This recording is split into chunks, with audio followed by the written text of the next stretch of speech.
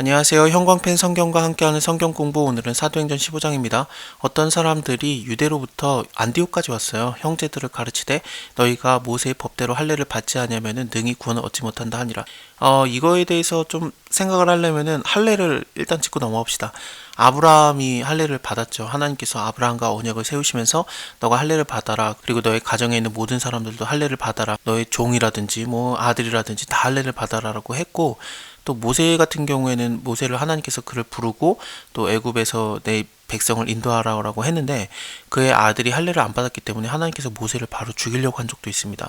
그래서 그의 아내가 되는 십보라가 차도를 취해서 그 아들의 표피를 베고 할례를 행하죠. 그 잘린 표피를 모세에게 던지면서 나는 진짜로 이제 너의 피난편이 되었다, 막 그런 식으로도 얘기를 하고요. 할례가 워낙에 중요해요. 일단은 몸의 할례가 중요한 게 아니라 마음의 할례가 중요하다라고 이미 모세오경에서 그게 나오지만, 어쨌든 할례가 안 중요했던 적이 있는가? 구약 때 없어요. 출애굽한 다음에 광야에서 40년 동안에 1세대들이 다 죽었고 2세대들이 들어가야 되는데, 하나님께서는 요단강 건너자마자 할례를 행하라고 합니다. 거기가 길갈이라는 곳인데 굴러가다라는 뜻이거든요. 너희가 여기서 할례를 행해서 애굽에서 너네가 가졌던 모든 수치가 굴러가게 하였다, 그러면서 그것을 길갈이라고 부릅니다. 할례 끝나고 나서 유월절 지키고 여리고 무너뜨리러 가거든요. 그래서 새로운 땅, 약속의 땅에 들어왔을 때 하나님께서 가장 먼저 요구한 게 할례이기도 했었습니다. 그것뿐만 아니라 예수님이 8일째 할례를 받으셨어요. 어떻게 할례가 안 중요하다고 할 수 있겠습니까?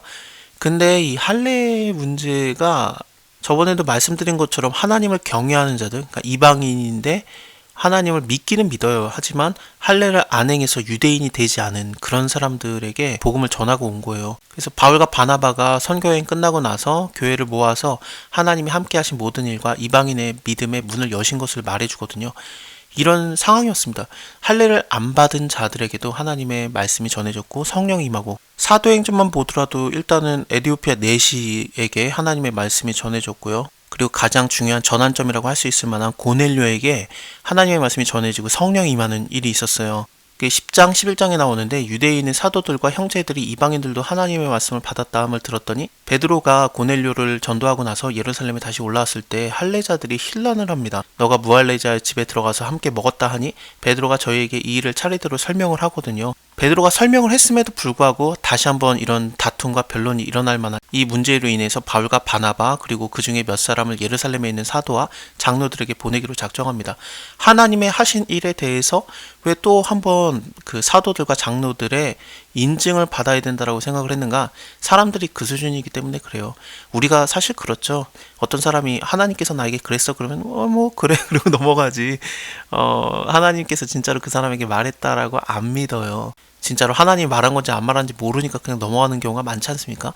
사실 14장 여기에서도 그 두 사도가 함께 유대인의 회당에 들어가서 전도했다라고 하면서 1차 전도여행, 그러니까 바울과 바나바가 보내진 걸 얘기하는데, 사실은 사도가 아니에요. 헬라어를 보면은 사도라고 안 나오고 그냥 그들이라고 나와요. 여기 밑에도 사도들이라고 나오는데, 여기 5절에서도 두 사도를 능력하였다라고 나오는데 그냥 그들이라고 나오지, 사도라는 단어는 사실은 예수님의 12사도에게만 얘기가 되는 거죠. 그렇기 때문에 우리 한글 성경에서는 바울과 바나바의 전도 사역들이 유대인들에게 전도를 했던 베드로와 요한의 그런 것과 굉장히 비슷하기 때문에 이런 교차점을 만들어가면서 사도라는 단어를 쓴 것 같긴 합니다.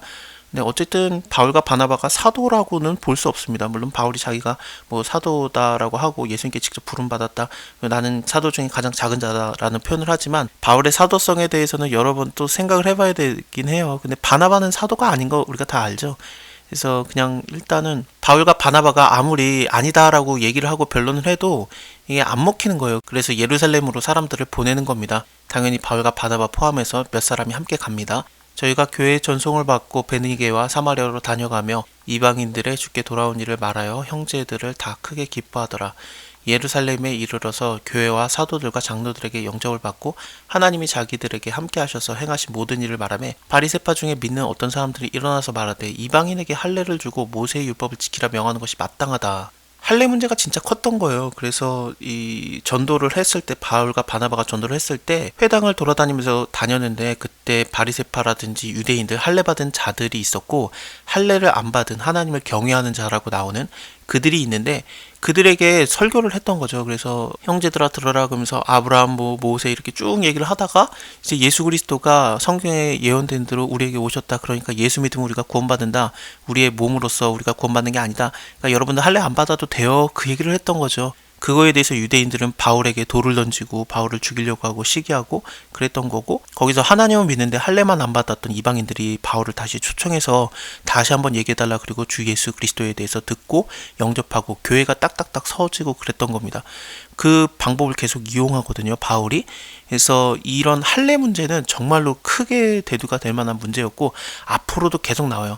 이 뒤에 제가 써놓긴 했는데 갈라디아서라든지 아니면 고린도전서를 볼 때 보라 나 바울은 너에게 말하노니 너희가 만일에 할례를 받으면 그리스도께서 너희에게 아무런 유익이 없느니라라고 말할 만큼 한 번 더 얘기를 하고요. 할례자로 부르심을 받은 자가 있느냐, 무할례자가 되지 말며 무할례자로 부르심을 받은 자가 있느냐, 할례를 받지 말아라라고 고린도전서에도 얘기합니다. 갈라디아 교회, 고린도 교회는 분명히 이 예루살렘 공의회, 그러니까 사도행전 15장 이후에 있었던 일이기 때문에 계속해서 이 문제가, 이 다툼이, 변론이 이어지고 있어요. 어쨌든 지금 현재 바리새파 중에 믿는 어떤 사람들도 마땅히 할례를 받아야 된다라고 생각을 했던 겁니다. 예수는 믿어도 할례는 받아야 된다. 사도와 장로들이 이 일을 의논하러 모여서 많은 변론이 있은 후에 베드로가 일어나서 말하되 형제들아 너희도 알거니와 하나님이 이방인들로 내 입에서 복음의 말씀을 믿게 하시려고 오래전에 너희 가운데 나를 택하시고 또 마음을 아시는 하나님이 우리와 같이 계셔 저희에게도 성령을 주어서 증거하시고 10장과 11장에 있었던 일이었죠. 믿음으로 저희의 마음을 깨끗하게 하사 저희나 우리나 분간치 아니하셨느니라. 그런데 지금 너희가 어째서 하나님을 시험하여 우리 조상과 우리도 능히 매지 못했던 멍에를 제자들의 복에 두려느냐. 우리가 저희와 동일하게 주 예수의 은혜로 구원을 받을 줄을 믿노라 하니라. 여기서 멍에라고 나오는 것은 예수님께서 수고하고 무거운 짐진 자들아 다 내게로 오라 내가 너희를 쉬게 하리라. 나의 멍에는 가볍고 뭐 그런 식으로 얘기를 하시지 않습니까? 마태복음의 그 말씀은 무거운 것, 수고하고 무거운 짐이 뭐냐면은 모세의 율법을 얘기합니다. 모세의 율법 자체가 잘못됐다는 게 아니라 너무 율법주의로 돌아갔던 걸 얘기하거든요. 그래서 할례뿐만 아니라 모든 율법을 말하고 있습니다. 우리도 잘 못하지 않았느냐. 근데 이방인들에게 왜 그런 그 힘든 것을 쥐어주느냐. 우리가 저희와 동일하게 주 예수의 은혜로 구원을 받은 줄을 믿노라 하니라. 사도행전 11장 17절에서 18절을 보면은 이방인의 구원에 대해서 베드로와 사람들이 변론을 할 때 베드로가 했던 말이 그런즉 하나님이 우리가 주 예수 그리스도를 믿을 때 주신 것과 같은 선물, 그러니까 성령이죠.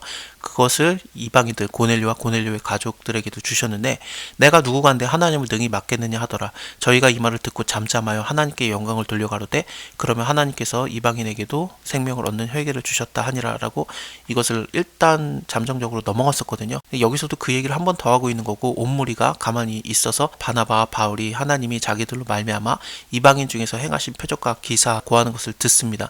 베드로 때도 가만히 듣고 그 다음에 인정을 했는데 여기서도 듣고 있는 거죠. 바울과 바나바가 말을 마쳤어요. 야고보가 대답하여 가로되, 이 야고보는 예수님의 동생 야고보입니다. 그 야고보가 대답하여 가로되 형제들아 내 말을 들어라. 하나님이 처음으로 이방인 중에서 자기 이름을 위할 백성을 취하시려고 저희를 권고하신 것을 시므온이 고하였으니 선지자들의 말씀이 이와 합하도다 기록된 바 이후에 내가 돌아와서 다윗의 무너진 장막을 다시 지으며 또 그 퇴락한 것을 다시 지어 일으키리니 이는 그 남은 사람들과 내 이름으로 일컬음을 받는 모든 이방인들로 주를 찾게 하려 함이라. 이 말씀은 아모스서를 인용을 하고 있는 건데요. 근데 여기서는 에돔의 남은 자라고 나오거든요. 야고보는 모든 이방인이라고 이것을 바꾸고요.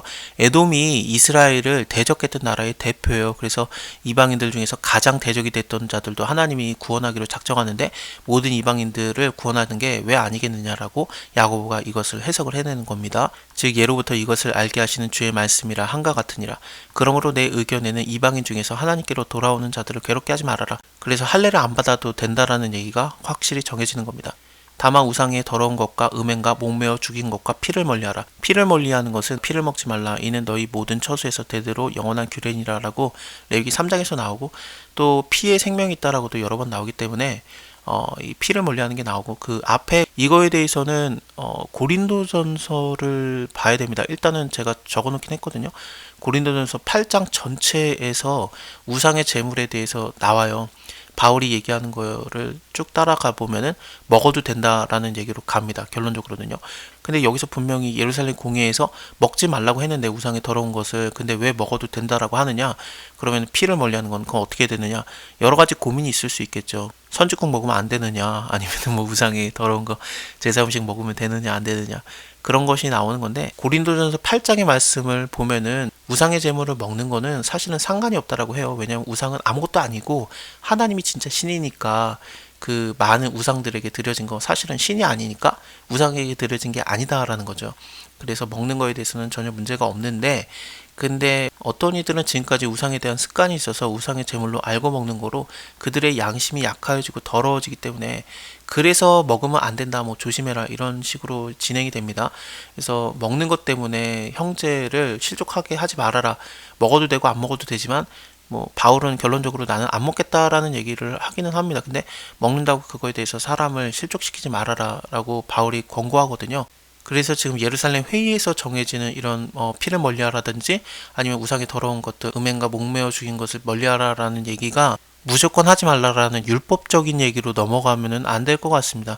이웃 사랑을 위해서 그 형제들의 믿음이 실족하지 않게 하기 위해서 그들을 살아가는 마음으로 내가 안 하는 게 맞다라는 거지 무조건 하면 안 된다라는 그런 율법 사항이 아닙니다.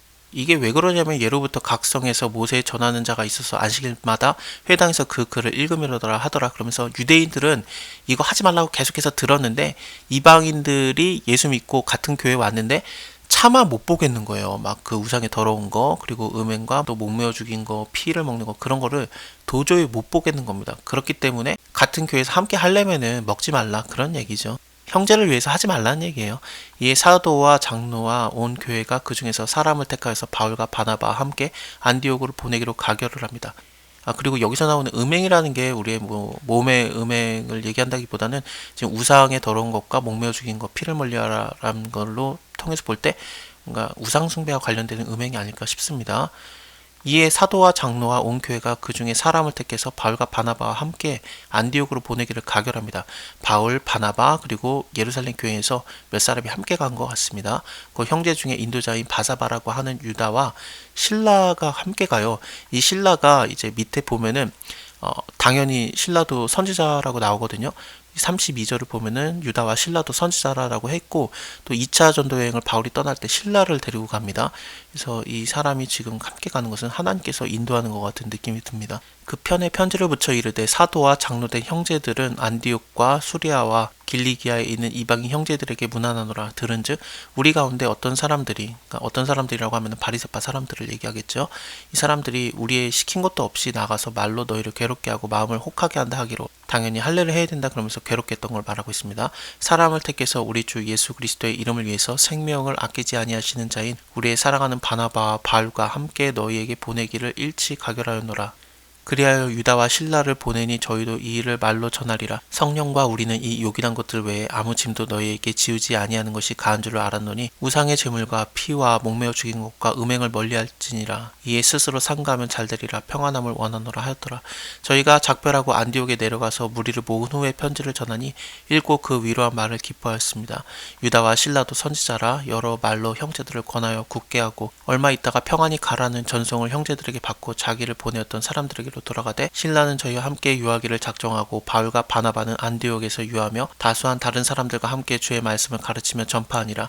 수일 후에 바울이 바나바더러 말하되 우리가 주의 말씀 전한 각 성으로 다시 가서 형제들이 어떠한가 방문하자. 그래서 1차 전도여행 때 들렸던 곳들 있잖아요. 막 돌맞아가면서 죽을 지경에 이르렀었죠.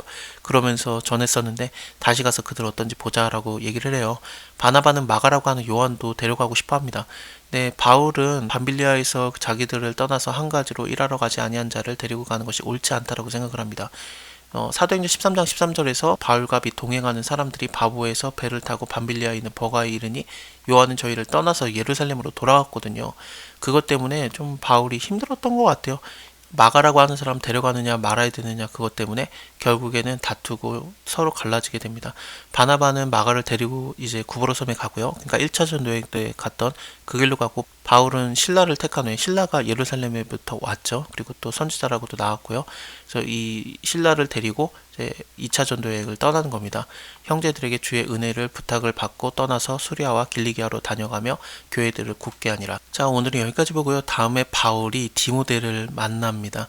이거에 대해서는 다음 시간에 볼게요. 감사합니다.